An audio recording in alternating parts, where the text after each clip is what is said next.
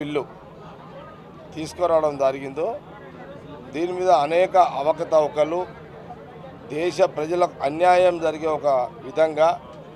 ఒక రాజకీయ కుట్ర జరుగుతున్నది అని కాంగలంచెలుగా కొన్ని విధి విధానాలను తీసుకొచ్చి వాళ్ళు సొంతం చేసుకునే కుట్ర జరుగుతున్నది. అంబేద్కర్ రాజ్యాంగం ఏ స్వేచ్ఛ ఏ హక్కు అయితే ప్రజల ఓటు హక్కు దేశ ప్రజల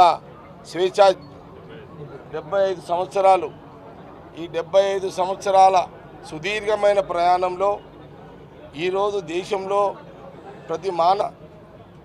ఆనాటి ప్రధాని జవహర్లాల్ నెహ్రూ నాయకత్వంలో కాంగ్రెస్ లంచులుగా దేశ ప్రజలకు తెలియకుండానే వాళ్ళు కైవసం చేసుకునే ఒక కుట్ర జరుగుతున్నది. దీని విషయంలో మరి